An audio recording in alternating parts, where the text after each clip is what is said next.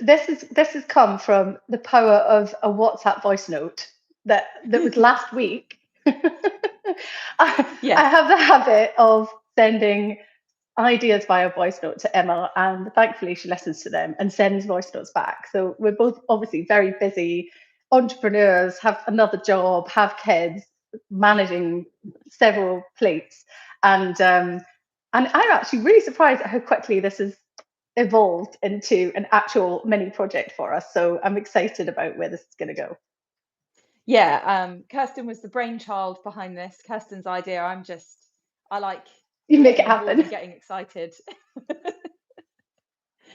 Well, so this is a new experiment. This is potentially going to turn into a long running podcast. Who can say how, we'll see how today goes. But my name is Emma. I am a children's author and non-fiction author. I've talked about Kirstin here a number of times, but Kirstin, please introduce yourself. Yeah, I'm Kirstin McNeil. I publish joyful, diverse picture books through Sequoia Publishing UK. I'm a proud indie publisher and indie author. And yeah, I just think we saw a bit of a gap in the information that I'm not seeing. I mean, I get most of my information from Emma's YouTube, to be honest. Um, so I just thought, actually, there is a need for me personally to understand publishing news from an indie perspective. And that's what we're trying to do here. Definitely. And I feel like I've recently started to try to get more on top of what's occurring in the industry more widely, because I think it's really important and helpful for us to know. And so hopefully sharing this with everybody else is going to be a good thing. Mm. And So, I also think, just on that, indie mhm, authors are a lot more responsive, a lot more flexible, a lot more entrepreneurial than the traditional publishing network, or the traditional publishing beast. And I think there's an advantage here because publishing is in its flux. Publishing is changing for many, many reasons, which we'll discuss on this podcast. Um, and I believe that indie authors and indie publishers can take advantage of that.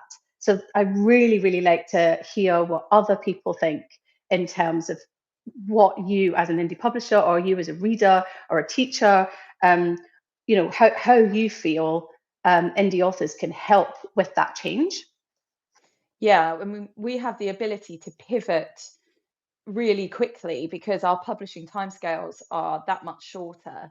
And hopefully, what we're creating here in this little mini sort of news podcast will be helpful for other indie authors, but also authors and publishers throughout the industry, and hopefully to people buying books, parents, teachers, educators, readers. So, letting you know what is going on in the book industry from our perspective as indie authors. Yep. So we thought we would start off talking about our week as indie authors, indie publishers. So Kirsten, why don't you start us off? What is a word to describe your week and why is that your word? Planning is my word. I have there's a lot going on in my life at the moment, so I decided to be very kind as my in my publishing and to really take the week to take stock of last year and to start the planning process and to sort of think about how I can be more mindful with my social media presence and how to really understand all of the data and information that I've got from last year, from who my customers are, and how best to reach out to my existing and new customers. So I'm sort of doing a little bit of analytical planning at the moment, with the hope that I can start doing some of those things this week, like this. What's your word? Absolutely. So my word is productive. Oh, good.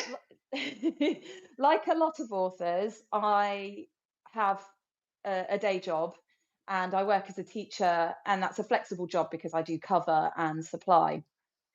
So I've just recently done a big stint of cover, but that's freed up my time right now.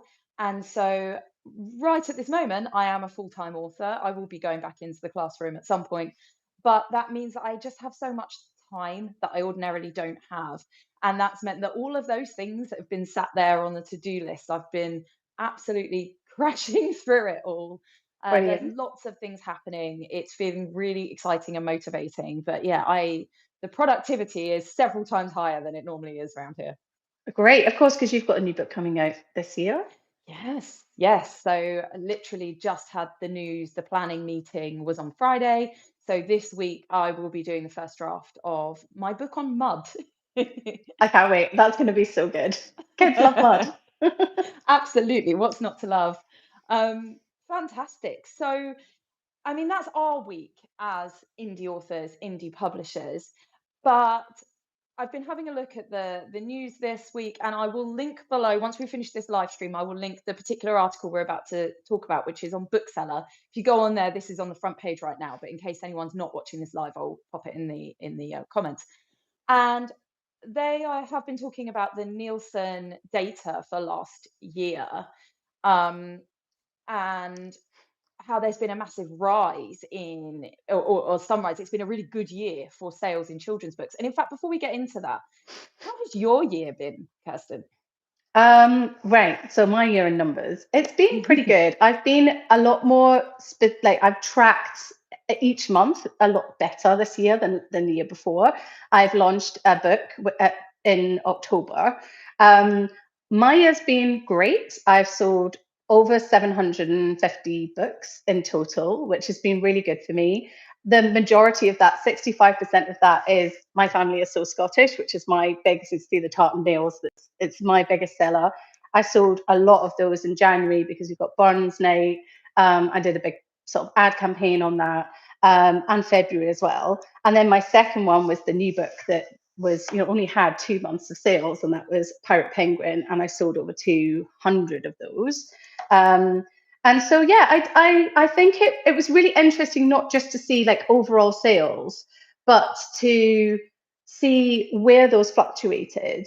And lo and behold, the months that I was away significantly, so April and June, I didn't sell very much because I wasn't able, because unlike you, Emma, who I just do direct sales, so I don't have Amazon sales, I don't sell through a third party.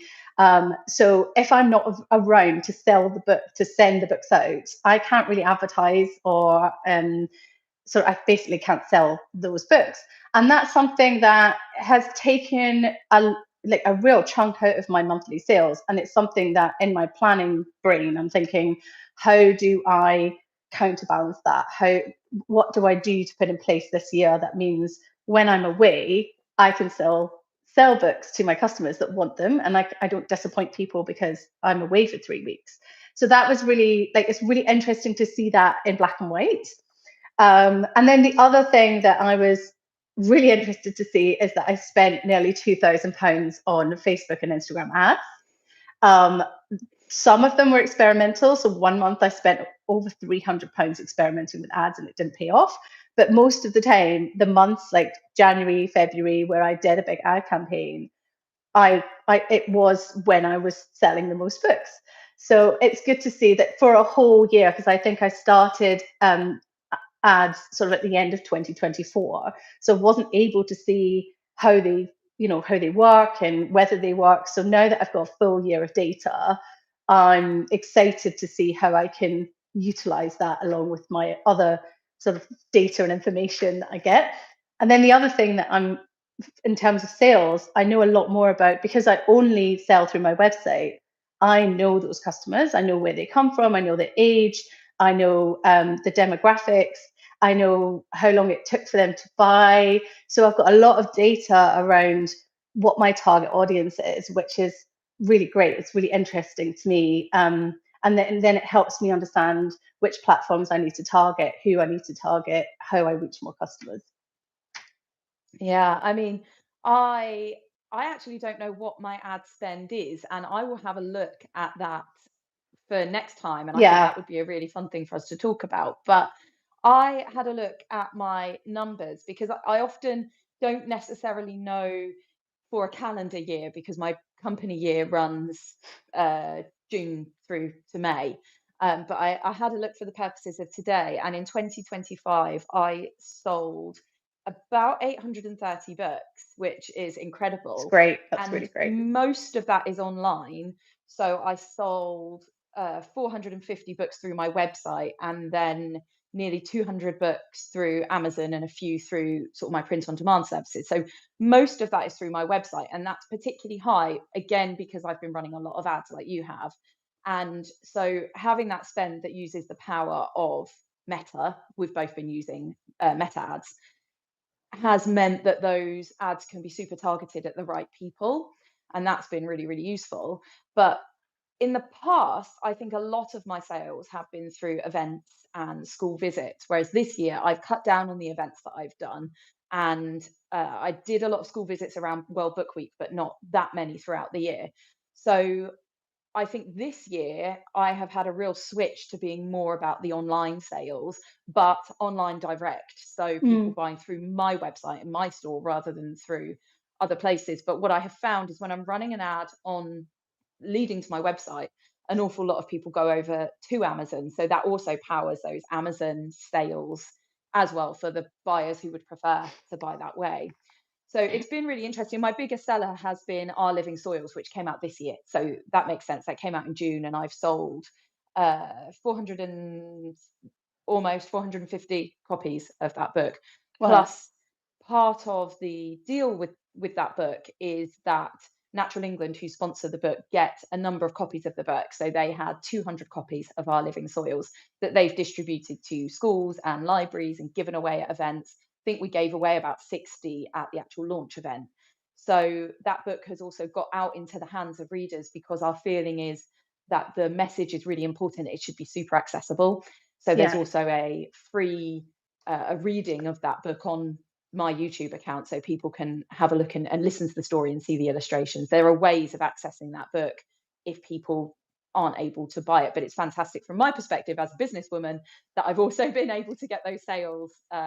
So yeah, that has by far been my biggest seller. My lowest seller has been Milk, my oldest book, which this year sold 10 copies. I honestly love that book. My kids still love that book. Whenever we have milk and cookies, they're like, milk and cookies, let's read the book. Oh no, it's Milk, my older one. Oh, Milk with and Cookies milk, did okay, sorry. yeah, yeah. Um, so it's been a good year for us, and I think a lot of that has been powered by ads, which we can talk about in more detail another time. But in terms of the actual industry, there has been a rise in the children's market, and that has been particularly from what I saw in the case of YA and in comics. So things Hmm. like Dogman and what is it, Bunny Bunny versus, versus Monkey. yeah, those kinds of books. What are your feelings on that? Yeah, I think that's been there's been a shift in how the industry recommends books as well. The very much for a long time, teachers and librarians have been banging on about the fact that don't restrict children. Like if they want to read a comic book, if they want to read a graphic novel, let them read a graphic novel. And I think the other thing is Heartstopper being such a big success in Netflix has then kind of let opened up the graphic novel market to older people and children, and that has kind of caused that boom as well, and really kind of adults that are buying the books have a better understanding that you know even if it's a comic, if it's graphic novel, it can really open up that the world for children. It can be a real door to reading for pleasure. And as we know, reading for pleasure is the most important thing in children's lives. Yeah. So yeah, I think that's interesting. I think the YA trend as well. Like, again, there's been a lot more YA turning into sort of a series of films, etc. So I think YA is definitely something that is a lot of adults read as well as teens. I think I'm hoping that trend continues because I absolutely love YA, and there's just incredible amount of brilliant YA books available. So yeah, I think that's right. I think what's really interesting is what they're predicting for 2026. Mm. So especially for children's books. Did you want to talk through some of that?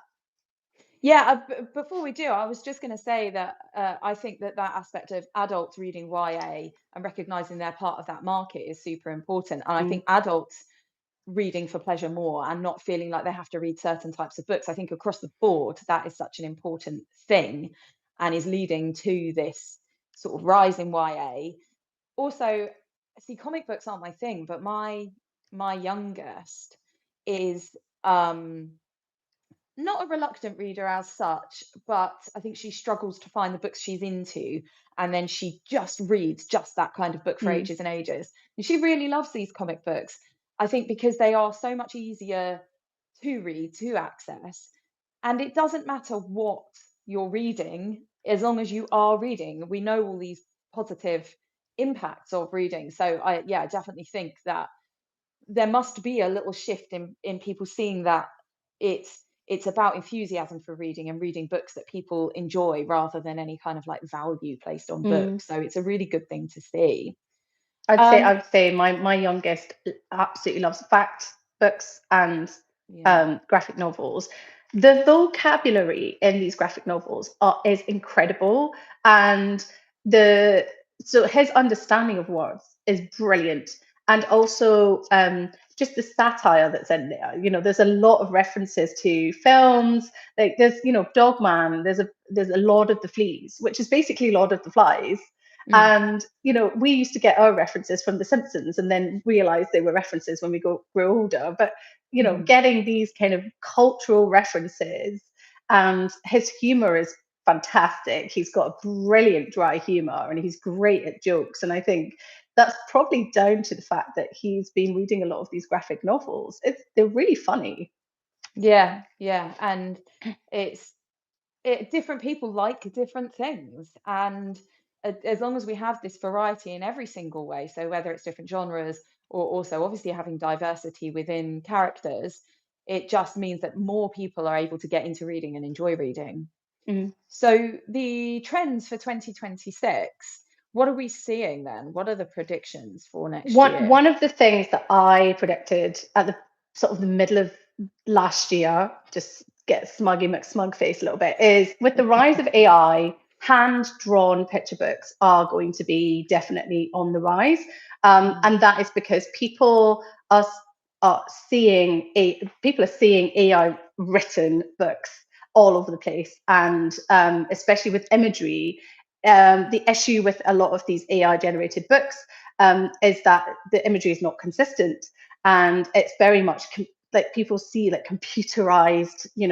And I think the general consumer can't really understand that, even if it's a book like this, it's been drawn by a human on you know a tablet, so it is hand drawn, but there is an element in some of these books that are they don't look hand drawn enough. mm, So I think the industry is going to lean in more and more to these hand drawn, traditional methods as well, which will be great for your book, because I know that Rhiannon, you do it the long way round. Like, we she do. paints everything, she Yeah. draws everything by hand, you scan it in. It's very, very long process. And the Mhm. reason why, the industry moved towards, straight to drawing directly onto the tablet is because it's a lot quicker. You can make edits quicker, you can replicate it quicker, you can digitize it better. But we're definitely going to see a reversal to that. So I can also, on addition to that hand drawn, there's probably going to be a lot of different mixed media, Mhm. in terms of like collages and stuff that is very deliberate, very obviously not AI. Yeah, and I think the beautiful books as well, the sort of collector's editions, the cloth bound and the sprayed Yes. edges. And I think that the influencer community have been talking a lot about these kind of beautiful books. So I think that in the face of the rise of AI, that's where we're going to end up going. And it will be interesting to see how that evolves over the course of 2026. Yeah, and just saying that there is also a trend around towards traditional and evergreen stories. And I was speaking to a bookseller about this actually, and she said there is a trust in a lot of these traditional stories, Beatrix Potter and Paddington and all of those. Um, People know that they have not been AI generated. Mm, They've read the books themselves. It has some nostalgia attached to it, and they're the safe bets. And in particular, the market for children's books. I mean, for my books, the majority of my customers are boomers. They're grandparent age. They're buying the book as a gift for their grandchildren. They typically have more disposable income to buy a book. So this will definitely lean towards that market because they also have more money to buy a cloth bound, beautiful hardback book versus, a 5.99 stapled book that's just available in the works or whatever. So I think we're going to see that trend is definitely targeted towards the boomer market, which is very, very big in children's books. Yeah, I mean, I hope that what we don't see, because people are very suspicious and are going to lean into authors that they know. I mean, even that obviously has been disrupted recently with Mm, stories of a certain author. But people are going to kind of stick with familiar. yes. And I think that that's going to help with the sort of nostalgic types of books. But I hope that what it doesn't mean is that those of us who are indies, who are less well known, new authors, that we struggle more because people are unsure. I Yeah. don't know whether we might find a trust issue, but I suppose we'll see. I think that's a really good point. I think in our marketing, we need to think about how we can tag ourselves to a trusted author. Like, if you like these books, you'll love this book from Emma. And I think that's the kind of way in which we need to find ways in which to bring that trust in initially, like very quickly, to a new audience, a new customer. So I think that we've got to be very, very aware of that as Yeah. well. Talking of trust, I feel like that leans quite well into our final little story that we wanted to talk about before we finish today. Did you want to lead on that one? Yeah, so we've got a little author WhatsApp group. It's actually grown to quite a few people now, and it's full of indie authors of children's books. And I noticed at the end of December, I'm usually scrambling trying to pull together a submission for the Selfies Awards. And it's usually between Christmas and New Year. I have a bit of time and I can do that. And the Selfies Awards, sponsored by Nielsen, they are basically the one of the very, very few reputable awards that indie authors can submit their books for.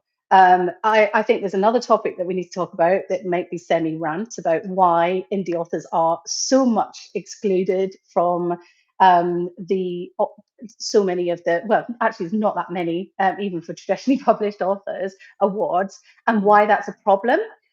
So we need to add that to our list. But effectively, the selfies, I've been shortlisted a couple of times before.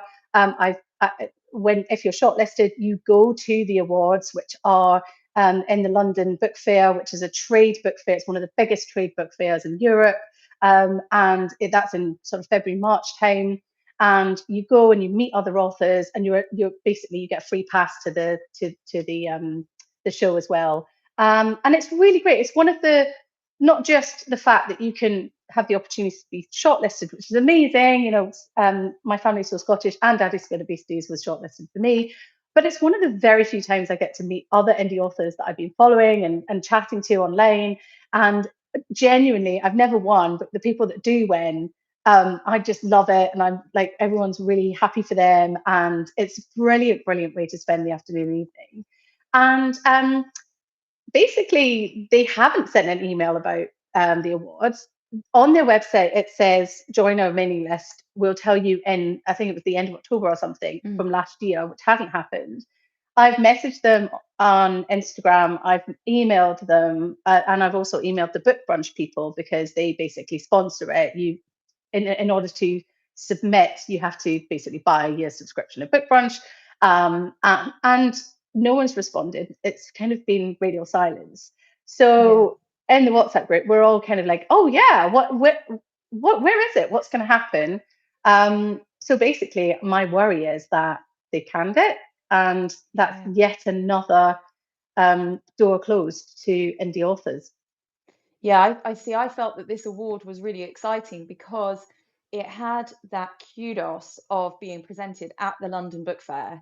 It was also showing within the London Book Fair that that was supportive of indies. That whole cycle just felt like a really positive thing for us as independent authors. And I've applied for the selfies twice. I applied for it with Secret Seagrass Meadows and with Captivating Kelp Forests, and neither of them shortlisted. And with Seagrass, I feel that that one, I think it came out in the September, and one of the criteria for the selfies is around your selling and marketing. Yeah. And there wasn't a whole lot I could say. I was kind of like, well, we're gonna do this, and I don't know. So I completely accepted that didn't shortlist. And then with Captivating Kelp Forests, that one, it had been out a little bit longer, but I think that where seagrass is a more it's a habitat that's more known about. It's on the news a lot. I think kelp wood is just a little bit less well known. Mm. And so that book's done okay, but again, potentially hasn't got kind of the sales behind it that they would be looking for and that I'm competing against with other authors. This year with Our Living Soils, it's sold really, really well. All of the marketing, all of the hype, everything that's happened around that book has been so exciting. And for me, I was looking at it just going, come on, like obviously you never know what your competition is, but I was really hoping to shortlist. Being quite honest, I was figuring that you and I would be going up against each other. And since Yeah, your most exciting. recent book, well, I thought, I'm not going to compete with your 10-year-old son. He has to win this, surely. So I was like, Kirstin's publishing house is going to win. I'm going to shortlist. It's going to be a lovely day. And so I was just really excited. This felt like the year I would Be shortlist. I shortlist, mean, you never yeah. know, but it Especially felt since good. Kirsty Watson said she wasn't going to submit this year. I was like, yes, Yes, he won last year. we're in. So, and for me, like We love you, Kirsty.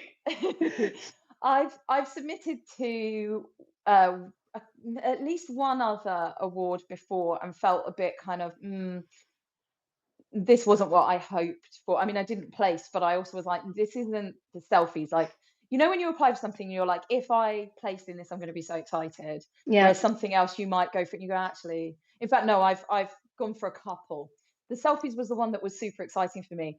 And as you say, there are limited awards. There are limited awards that have the same kind of Yeah. Respect, trust, yeah. kudos, And so many are industry super known. scammy. Yeah.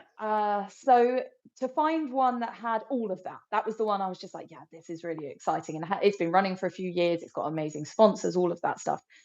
There is another award that I would like to submit soils for, but I'm up against the traditional industry. So I just really don't know how Oh, that which one is that? would go.